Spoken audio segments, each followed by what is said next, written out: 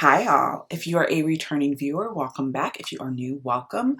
My name is Amira, and today, guys, we are going to talk about the Sephora sale. I put a poll on my community tab asking you guys if you wanted me to talk about the sale, and I gave you some options about what you wanted me to talk about, and it was kind of like almost not 50-50. I had a good chunk of you guys who are not shopping the sale, and then I had a good chunk of you who are interested in what I'm purchasing and interested in some of my recommendations. I am not going to do recommendations. I don't really do Sephora recommendations. I can if you want me to in the future, but the reason why I'm not doing recommendations this time around is that I wanted to really get into the Sephora sale in general in terms of shopping right now, shopping for makeup specifically, shopping in this economy, shopping in this current world situation, shopping in the land of tariffs, and how I'm doing that, how I'm navigating that, and the things that I have personally pulled back from purchasing. So let's get in. So for this Sephora sale, I kind of made the decision. First off, let me just say this, that I haven't really been purchasing a lot of makeup in general this year. I did participate in the Sephora sale that was in, I think, April or May of this year. And I have purchased a few things here and there. Usually I was purchasing like replacement things. I did purchase a couple of like fragrances or like travel size body mists. I haven't really purchased like actual makeup in a really long time from Sephora, to the point, guys, where I went and tapped onto the Sephora app to open it up, and I had been logged out because it had been so long since I'd opened the app that it just like logged me out. So I had to log myself back in. So that's how long it's been since I've purchased anything from Sephora. And it's been a long time since I've purchased like a bunch of makeup. Like I've purchased a few things here and there.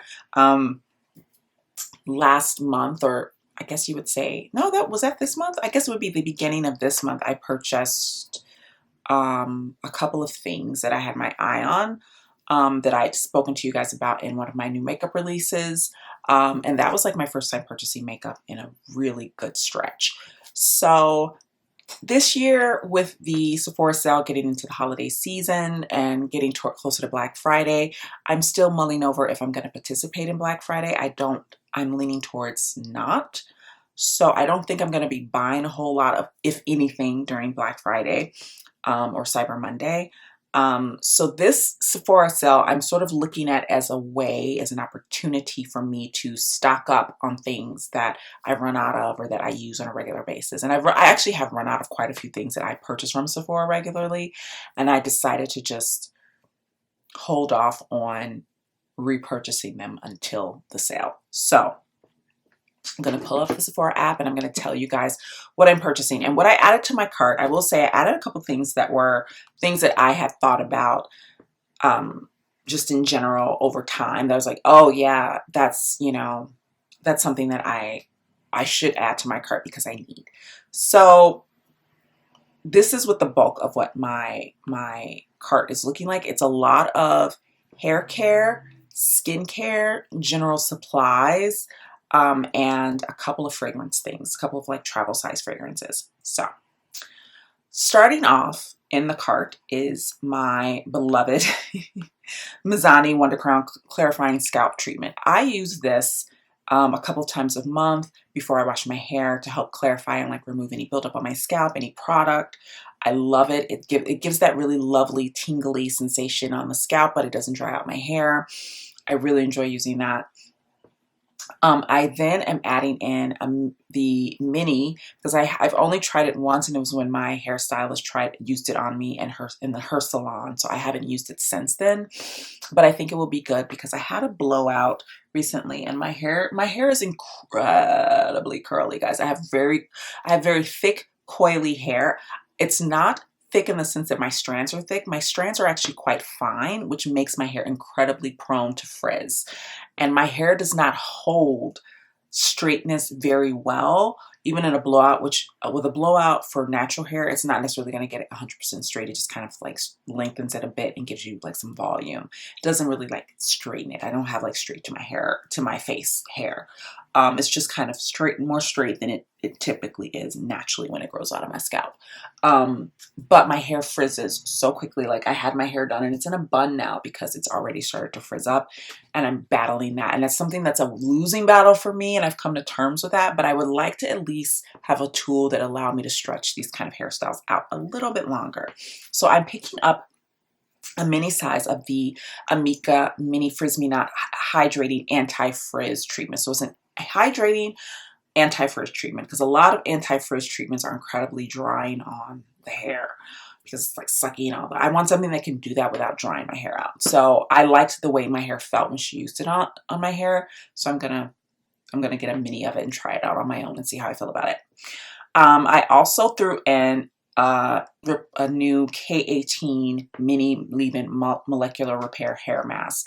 This is the leave-in conditioner that I've used for ages. I ran out. And I just decided, I held off on repurchasing it because I had another leave-in conditioner that I could use from Design Essentials, which is really, I really love the Design Essentials line. If you're looking for a really great Black-owned hair care, that's still Black-owned hair care brand that works for natural hair, I can recommend Design Essentials. I've tried, like, I want to say I've tried like 5 or 6 of their products now, and I really enjoy them. So I've been using that in lieu of my K18, but I would like to bring the K18 back into my rotation. So, and I usually only get the mini. K18 products are insanely expensive. I think the regular size of this is like $75 or $79. I think they actually went up. I think it used to be $75 and not $79. Very expensive. I can't really justify that when the mini can last me for like months. So I'm just going to get the mini. I'm also getting my cotton pads that I love to use for removing eye makeup. I ran out of these and I was kind of like, I'm just going to hold off. Even though they were super cheap, I could have purchased them. I was just like, no, I'm just going to hold out and I'm just going to purchase them in the sale because Sephora always does 30% off of the Sephora collection products during their sales. So I was like, I'd rather just get the 30% off. So I put in my cart 2 of the organic cotton pads from Sephora. They're $4.50 each plus 30% off. Very good deal. And also I will say, I think I've talked about this before with the Sephora, these cotton pads, is that they're kind of like a dupe for the Shiseido cotton squares. I used to use those constantly, the Shiseido ones, and then they kept going up in price. And I kept feeling like they were going down in quality. Like they weren't the same quality that I had originally started purchasing and using. But the price point was going up. So I just couldn't justify it. I find that these Sephora ones are really, really good dupe for those. So if you enjoy those and you no longer want to use that, spend that kind of money on those cotton squares, the Sephora collection ones are a very good dupe for them and like a fraction of the cost. So I usually get like 2 or 3 packs of them, and I'll have them and use those for a couple of months. So I have 2 in my cart. I may add a third one. I haven't decided yet. And then I have the Sephora Waterproof Eye Makeup Remover. Okay. So this remover I've been using for ages, and it is a fantabulous dupe for the Lancome Bifacile Eye Makeup Remover. I've been using this one for, I want to say, almost 2 years now, probably 2 years now. And it had been out of stock for ages, the full size and the mini, and I've purchased both. And the mini used to be about that big. So you could, like, the full size was like a really tall bottle, and then the mini was like this big. And it was out of stock for ages, and I was so afraid that they were discontinuing the eye makeup remover. Contrary, my friends, they repackaged it for the worst. Now hear me out. The packaging itself, like the actual component, is not bad. However, the travel size used to be this big, or the mini. It's now this big. I have it. I ordered it online. I don't know why when I first ordered it, and I ordered this back in like April, May during the last Sephora sale. And I still had some left over from my old bottle. So I was really just buying this as a backup and hoping that it would last me like to the end of the year at least, because you don't need a whole lot. Like I can pour some on like a cotton round or one of my like bamboo eye makeup removers. And I can, if I don't have a ton on my eyes, I can do both eyes with one pour. If I have a lot on my eyes, I might need 2, but they last a really long time. At least they used to. Because when I got that order in, The mini was like this big, guys. They have shrunk, they have like cut it in half. So now the mini is just teeny tiny and it's sitting in my bathroom. It's teeny tiny and I'm already like almost through it. So I'm gonna have to order the full size. But what's really, really irking my nerves, irking my soul, is that they went up on the price, and even the newer bottle is more like this, like stumpy and not as much product. So it's still leaps and bounds cheaper than the Lancome. But I'm just letting you know, if you're someone who has purchased this in the past and you're thinking about purchasing again and you're remembering what the packaging was like way back in the day, I have staining, guys, on my hand from swatches, so ignore that. I was filming another video. If you're remembering that packaging, it is no more. I'm still going to repurchase though, because again, I do think it's a great dupe for the Lancome, and I do think it's a good value. It's just not as good of a value as it used to be. But I only put one full size in my cart. I then added in a couple of other things that I've used in the past that I really liked and want back in my rotation. So the first one is the Iris and Romeo Lash Up Peptide Volumizing Curling and Lengthening Mascara. I always get a mini. I always get a mini of like the higher end mascaras. One, because I'm pretty much a stickler about throwing my mascaras out after 3 months. Because I have such sensitive eyes. So I'm not somebody who uses a mascara for like 6, 9, 12 months, 13 years. I can't be doing that. My eyes will fall out of their sockets. Like, I can't do that. You shouldn't be doing it either. But I personally, you do you. But I personally cannot do that. So I had this and I used it up almost completely, but it was time to throw it out. So I threw it out. And I want it back in my life because it was a really good mascara. I'm currently using the MAC Stack Elevated, and I'm really enjoying that. It's kind of comparable to the Iris and Romeo, but I will say the Iris and Romeo isn't as wet, which I prefer. So I threw another mini of that in my cart, and then I also threw in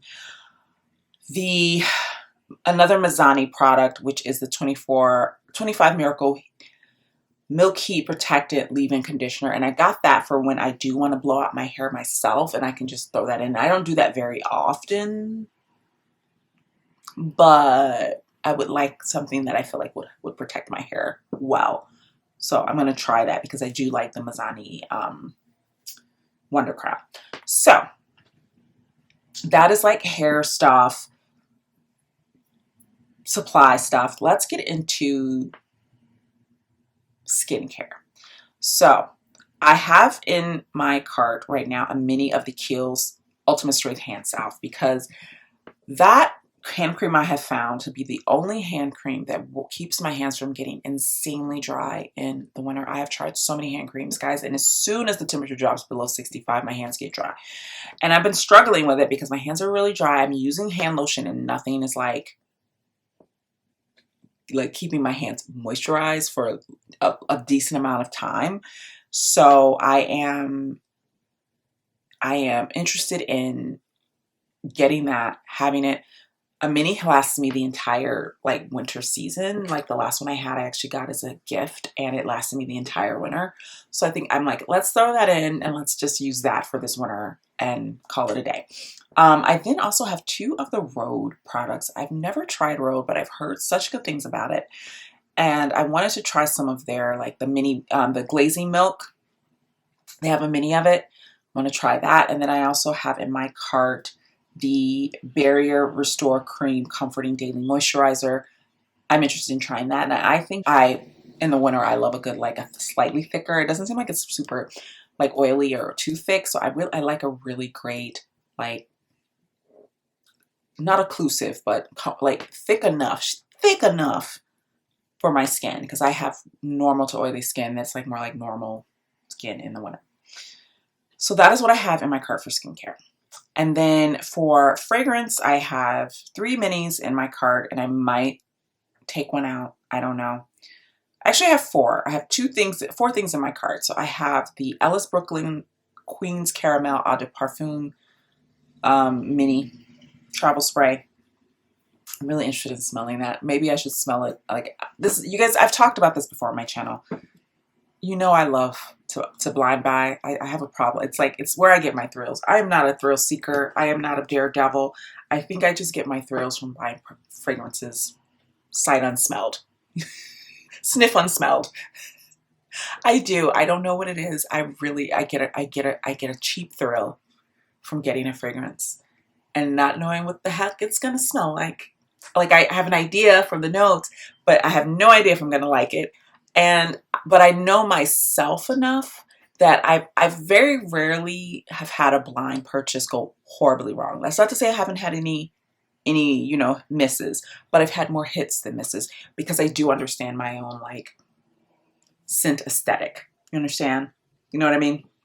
Queen's Caramel, on the other hand, is going to be a mystery to me because I like the idea of it, that it's got like salt in it and it's got like, it's almost like a salty caramel. And I'm like, I'm intrigued. So I threw that in my cart. And then I also have Jo Malone Ginger Biscuit.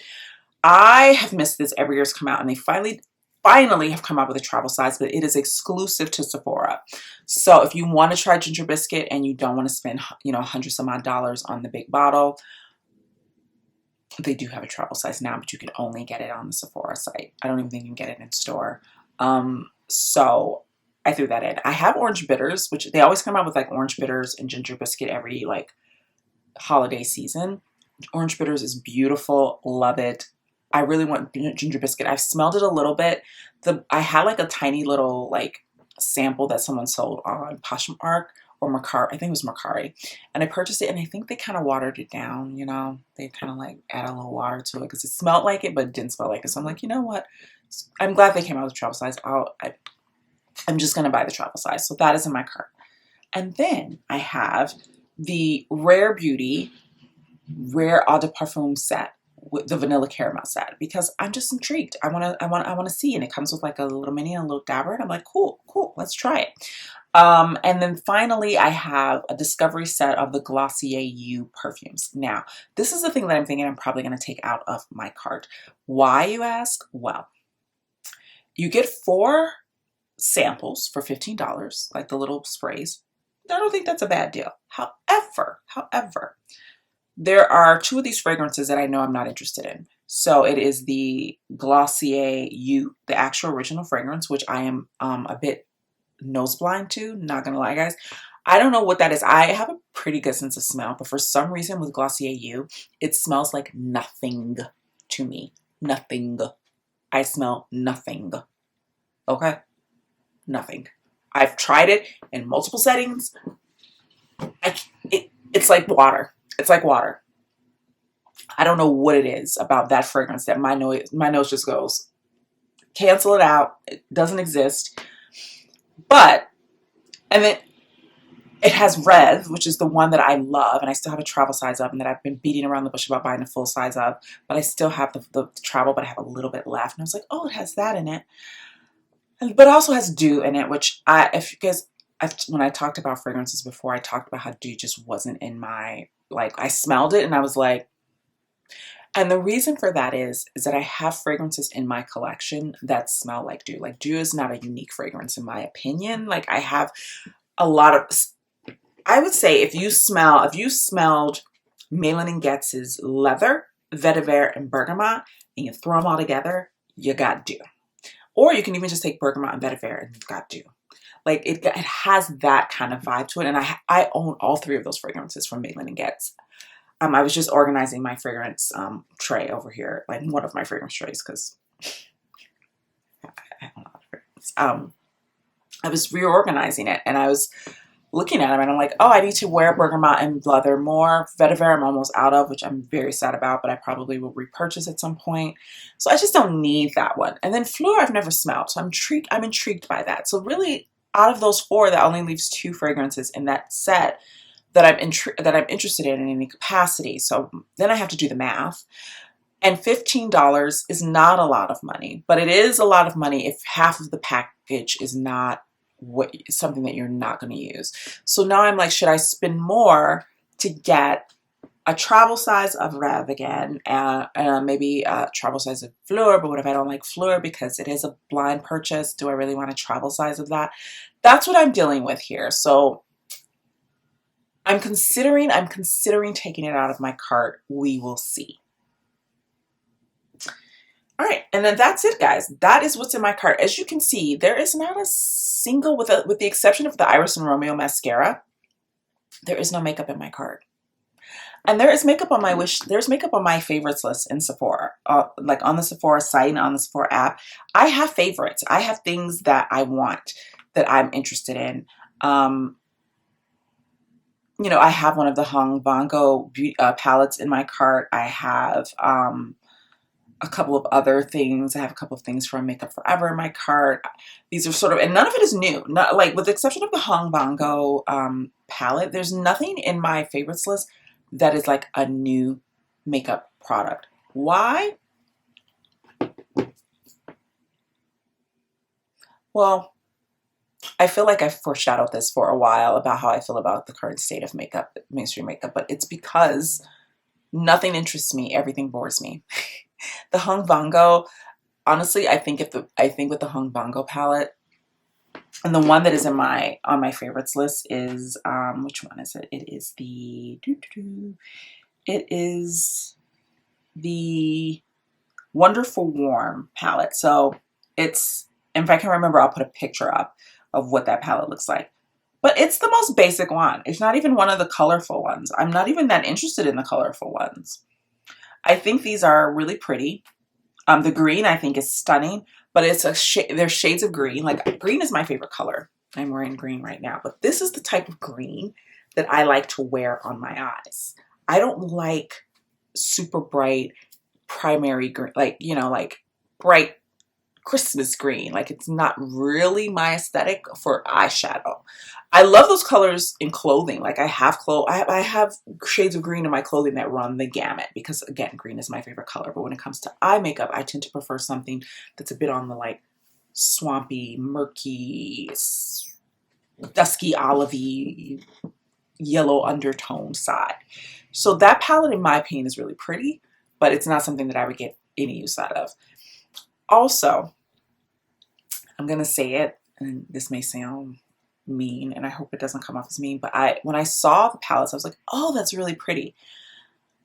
It also just felt really dated. And what I mean by that is the monochromatic color stories feel very circa 2016, 2017 eyeshadow, like when ColourPop was coming out with, everybody was coming out with like monochrome color stories.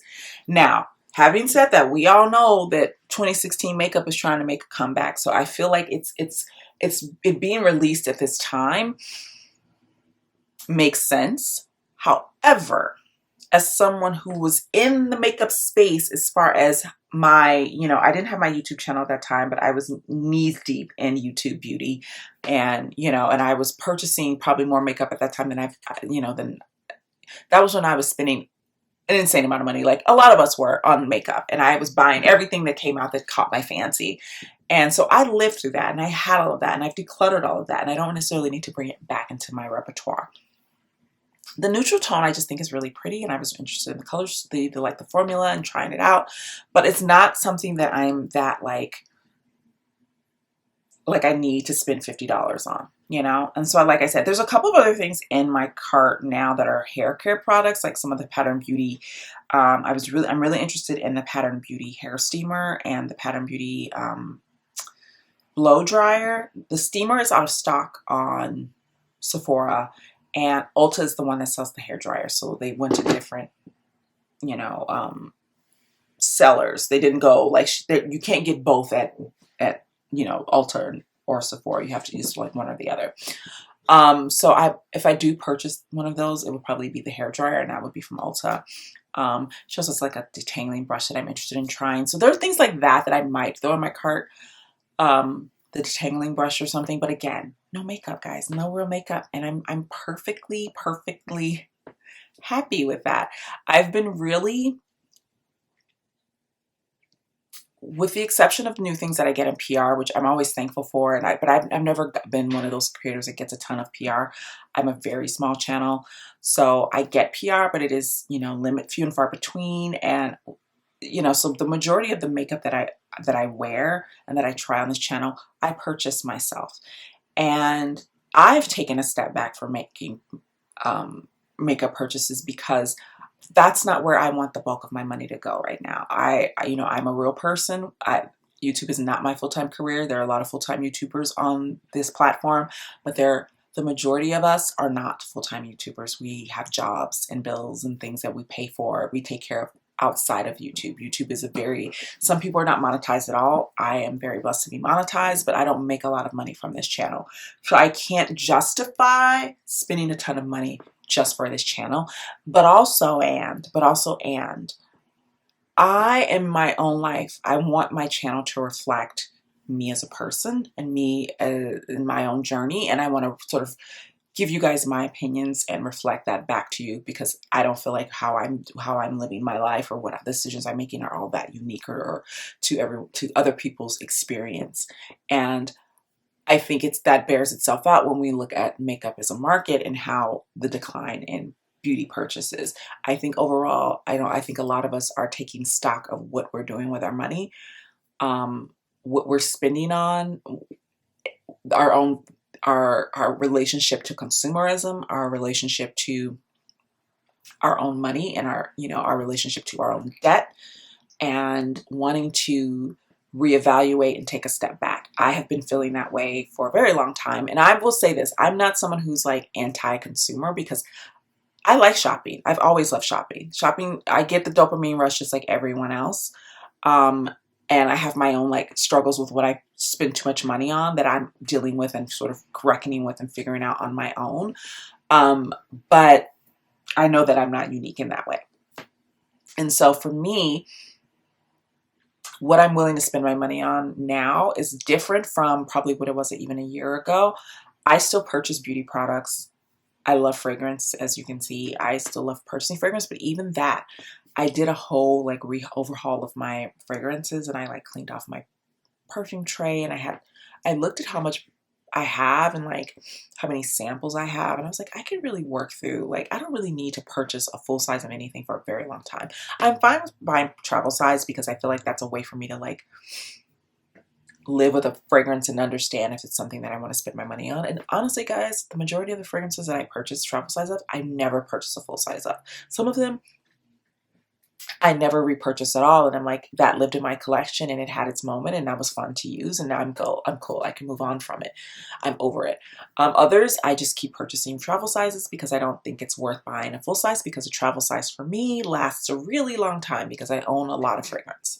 So again, it's just sort of like weighing how I'm spending my money, where I'm spending my money on, what I'm willing to spend my money on. So I had to blow my nose. I had like a little sneezing fit in the middle of talking to you. But as I was saying, it's that time of the year where my sinuses are just ridiculous right now. So yeah. But back on topic, my Sephora cart is still full. Like, I still have things in my cart. And when I added everything up in my cart, I was like, that's a lot of money. And I didn't buy a whole lot. Like, I'm not buying a whole lot. But so even then, I may go through and I may take all the fragrance out and be like, I'm good. I don't know. We'll see. Sometimes I make those decisions in the day the sale launches. And again, I'll go over, I'll put in the description box when the sale starts for Rouge. It starts on October 31st. And then I believe, let me see. So the details for the sale are as follows. The code I will put down below. The code is everything. And Rouge starts 10/31. The sale runs from 10/31 to 11/10. Begins at 10/31 for Rouge. And then VIB and Insider can shop from 11/4 to 11/10.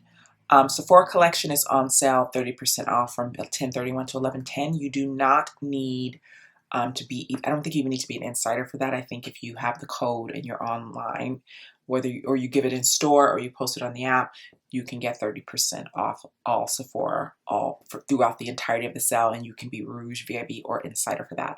A reminder that Rouge gets 20% off, VIB gets 15%, and Insider gets 10%. And again, the sale starts on the 31st.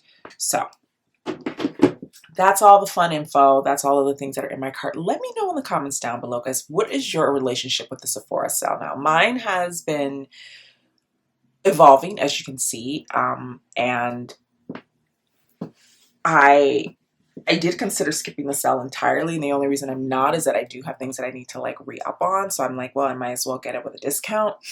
But let me know in the comments down below. Are you shopping the sale? Are you skipping it? Or are you kind of keeping your cart to the bare minimum? Let me know in the comments down below, guys. If you enjoyed today's video, don't forget to hit the like button. Don't forget to subscribe, and I will see you in the next one. Bye now.